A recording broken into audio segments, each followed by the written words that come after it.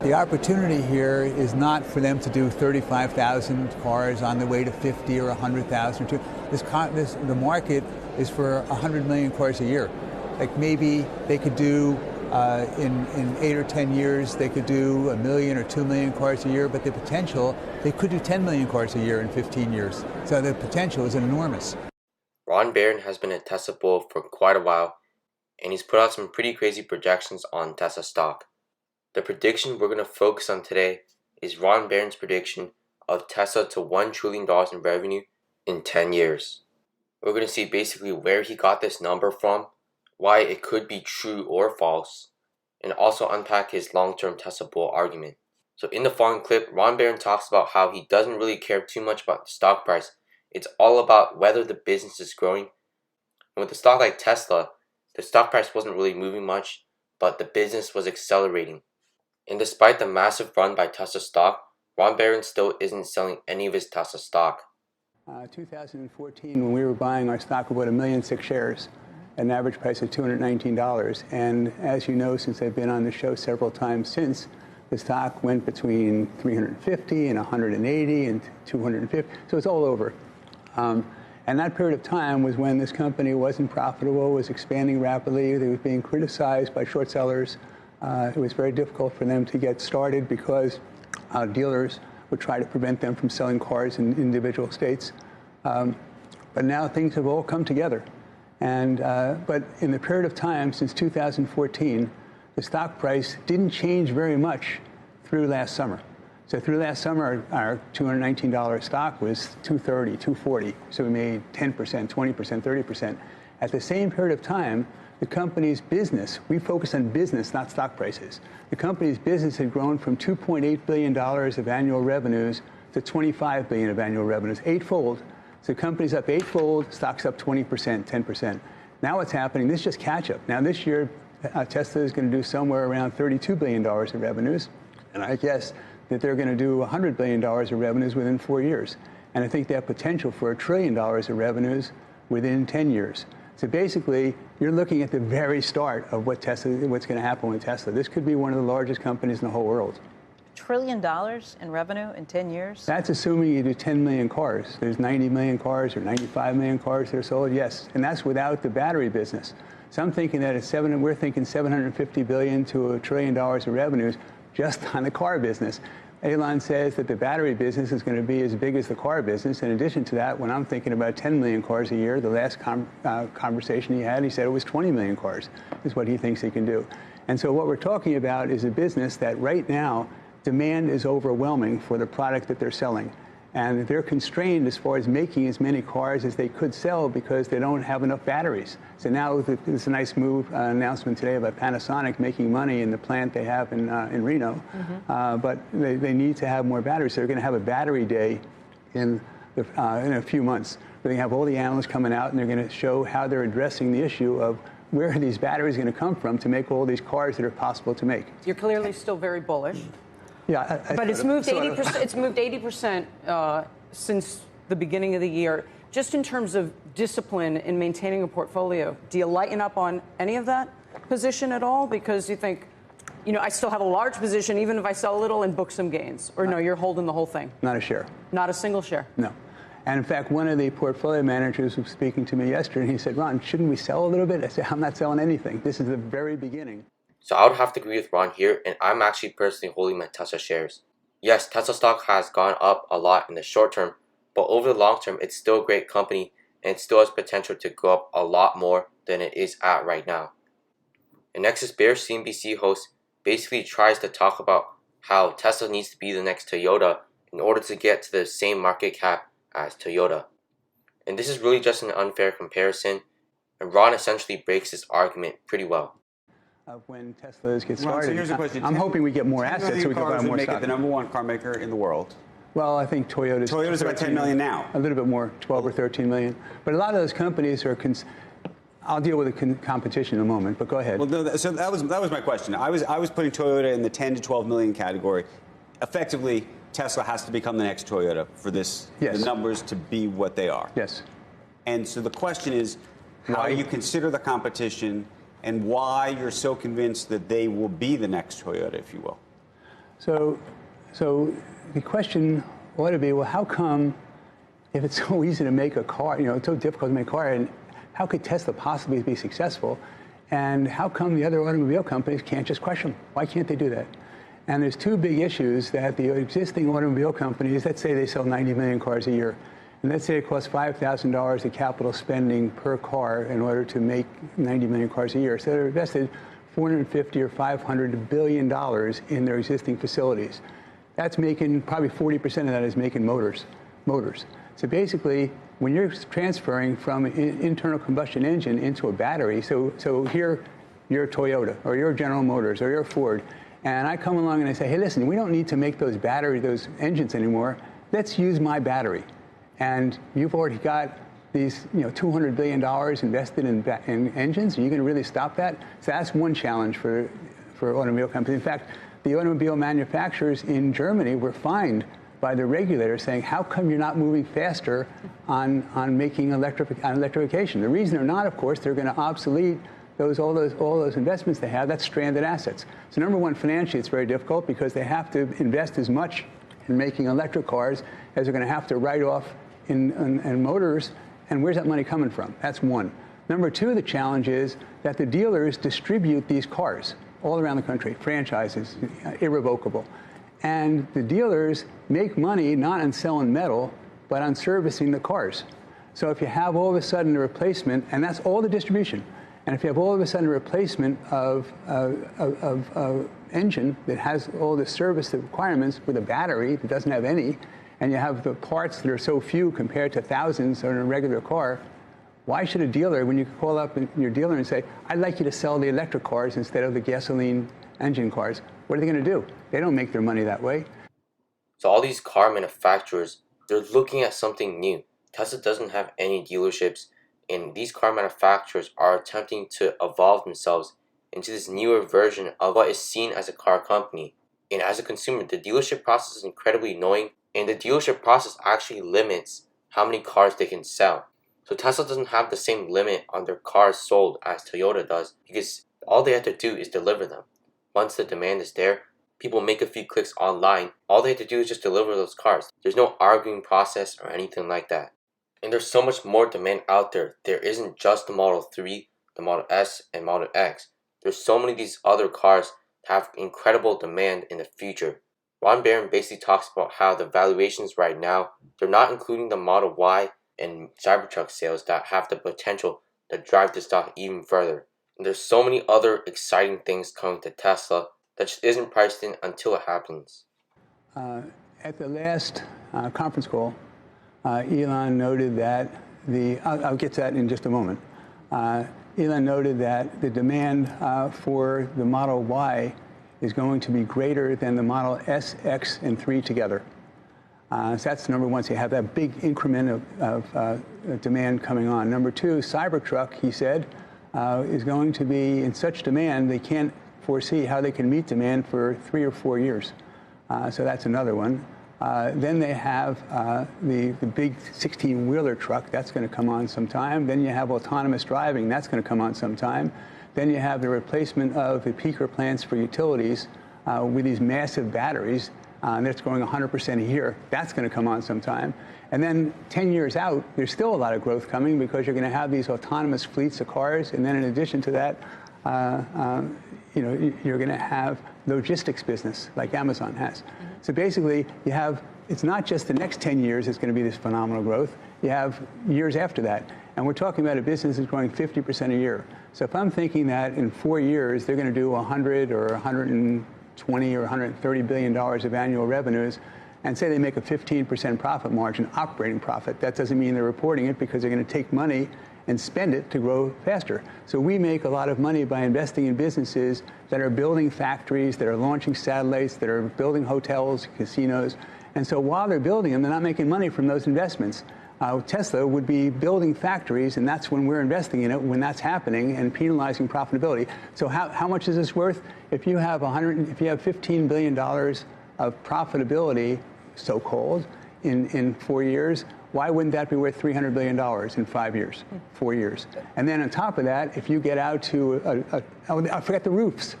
The solar roofs, that's another $40 or $50 billion business a year. And that's just starting as well.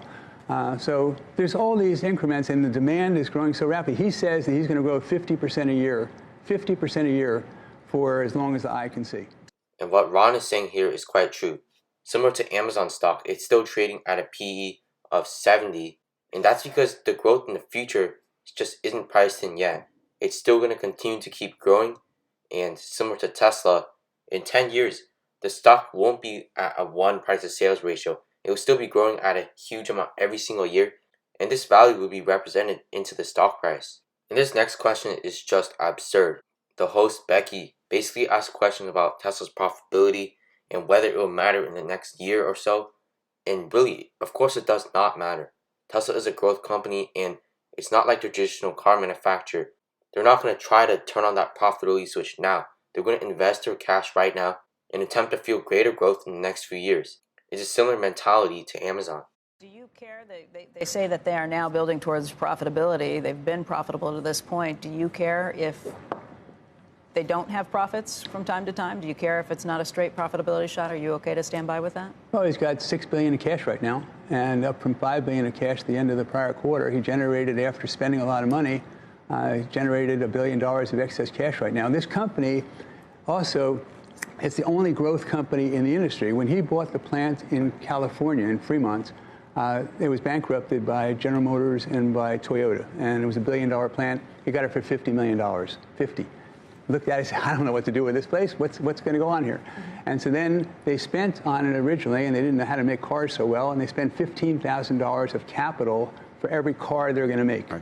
And that investment is producing a gross profit of about $10,000 a car for a $50,000 car.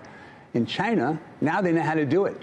And in China, the factory there cost $4,000 a car for capacity. That car, that they're going to sell it for less there, maybe in the 40s instead of close to 50, but they're going to make $10,000 in profit a car.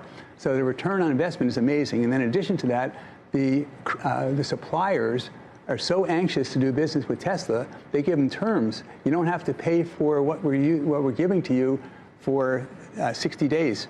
And they, from the time they take an order, they give them those terms, or Tesla forces those terms on them?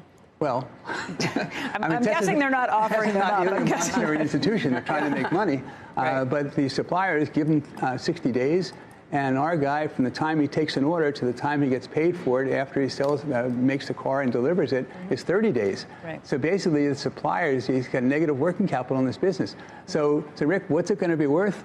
I mean, gee, I can't see how, of course you can see, but my idea is that in 10 years, this is going to be at least $1 trillion of revenues, and it's nowhere near ended at that point in time. There's a lot of growth opportunities from that point going forward.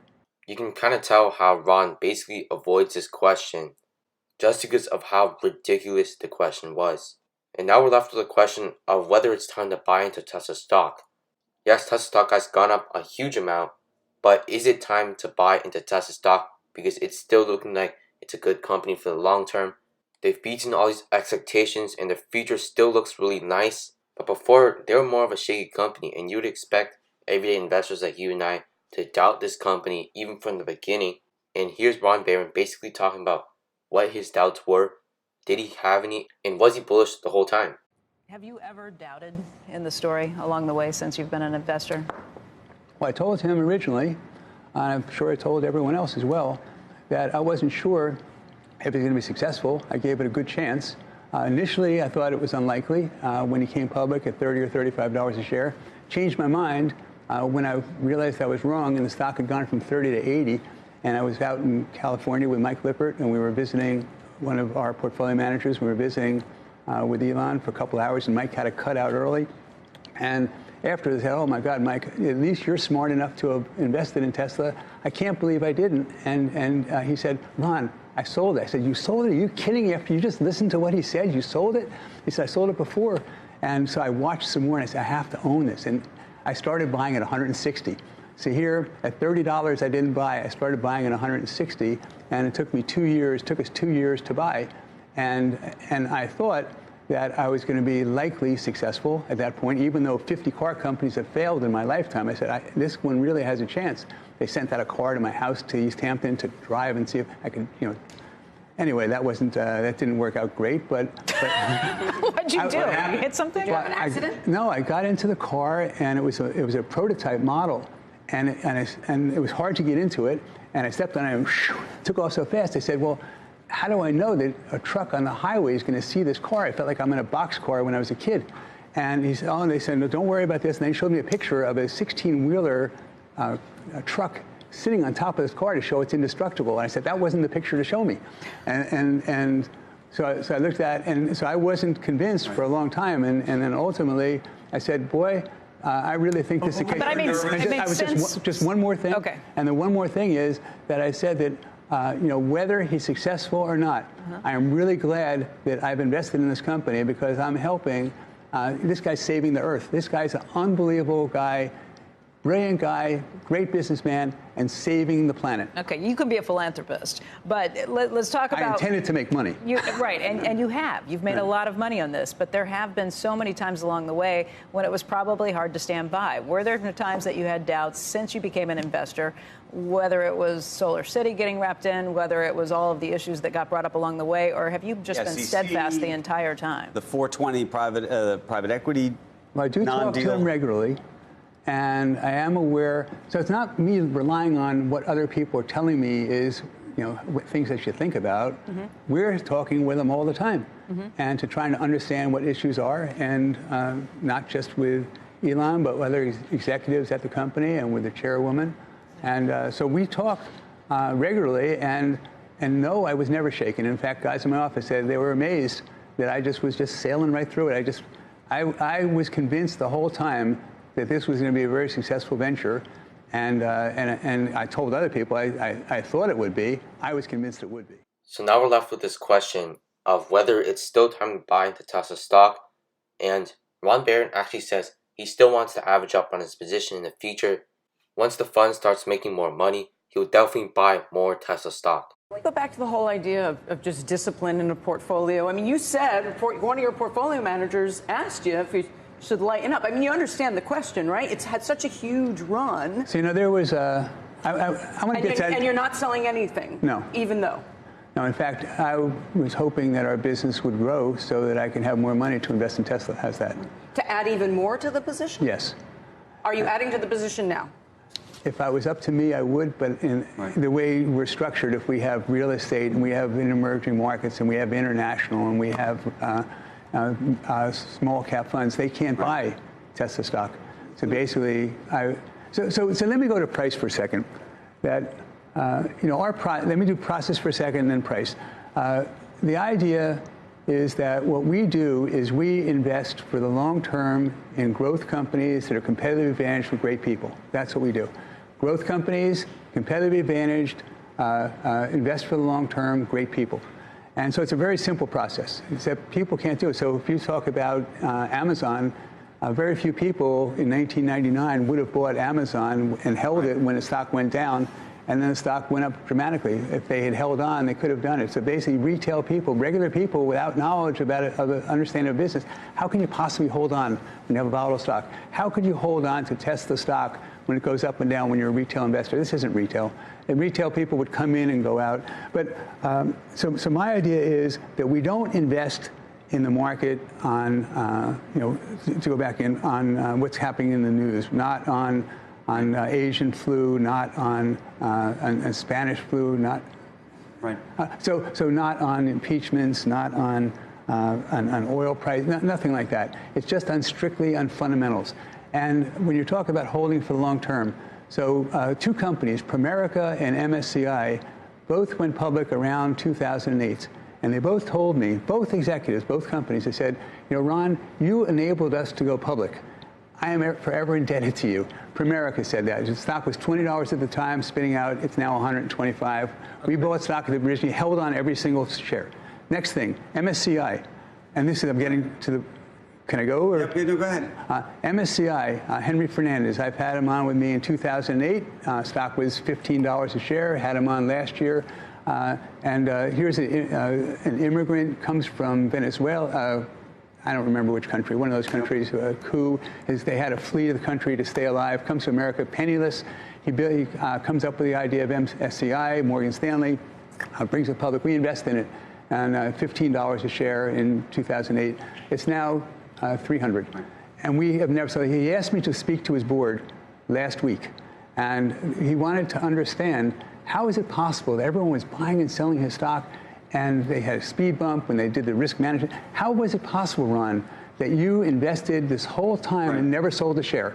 And he said that what he wanted to do was have me speak to his board to have them, so I could explain to them, how did we withstand pressure to sell? How did we do that?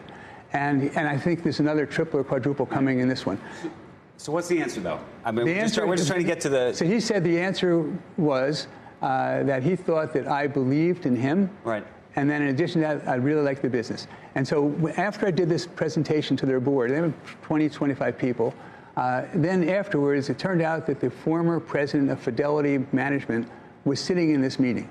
And so he walks out with me to the elevator, and he says, Ron, you know, you're friends with Peter Lynch and Will Danoff, and did Will ever tell you the story about what he tells analysts that he inaugurated an initiation to Fidelity? I said, no. He said, well, first thing he does, he puts them all in a room, and then he puts a telephone with a speaker on it, and he calls his mother.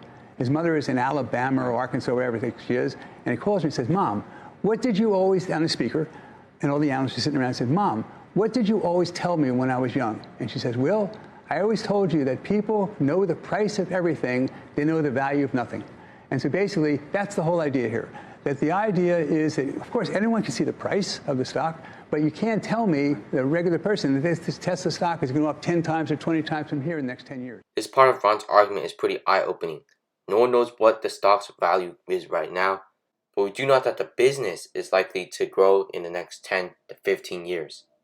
And this is a huge distinction for long-term shareholders like Peter Lynch, Warren Buffett, and Ron Barron. Basically, who cares about what the value of the shares are worth right now? If you think the company will grow in the next 10 to 15 years, then why not buy into the company right now? Because no one really knows how to value the price of the stock. And this is that type of mindset you need in order to beat the market. You need to be a long-term shareholder rather than someone who gets in and gets out. There's so many people that can't be the market because the market is an index fund. It's a long-term fund. And we're constantly in and out of the market over and over again. You're really going to be conflicted by emotions.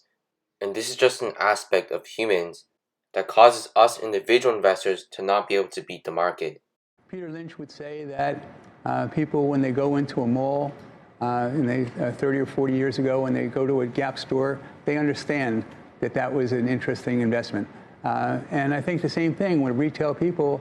My grandchildren, one guy is 5, one guy is 7, and my 7-year-old a couple years ago says to me, Grandpa, that those cars, they're very bad for the environment. Tesla is good for the environment, even children.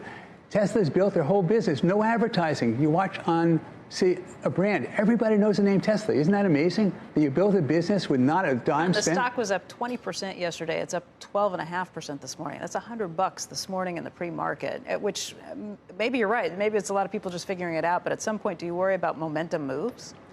Well, I think about it, and I think I'm responsible for other people's money. I'm the biggest shareholder in our mutual funds. Right. And so, on the other hand, yeah, I think about it. But I do think we're going to make 10 times from here in the next 10 years. So that's going to wrap up basically the whole bullish argument of Ron Barron. If you guys enjoyed this video, please like and subscribe. And I hope to see you in another video.